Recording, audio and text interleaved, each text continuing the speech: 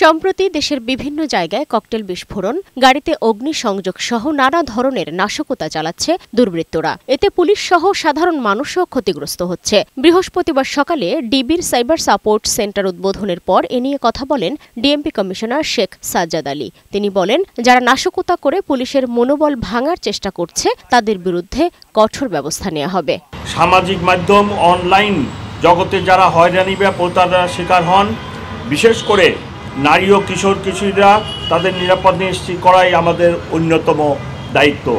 Digital নিরাপত্তা শুধু আইন প্রয়োগকারী সংস্থার দায়িত্ব নয়, এটি নাগরিকদের সচেতনতা, শিক্ষা প্রতিষ্ঠান, পরিবার এবং সমাজের সম্মিলিত প্রচেষ্টার ফল। আইনশৃঙ্খলা রক্ষায় সম্প্রতি মাঠ পর্যায়ে দায়িত্ব পালন করা সদস্যদের যে গুলির নির্দেশনা দিয়েছেন তারও ব্যাখ্যা দেন ডিএমপি কমিশনার। এটা পুলিশ কমিশনারের কোনো নির্দেশনা না, এটা এদেশের আইন। আপনারা আইনটা দেখেন।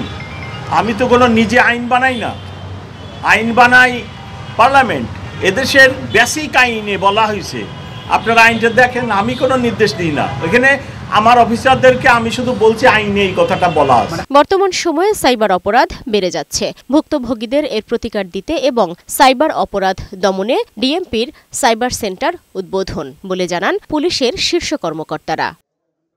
সালমা জাহান মুক্তা, বৈশাখী সংবাদ, ঢাকা।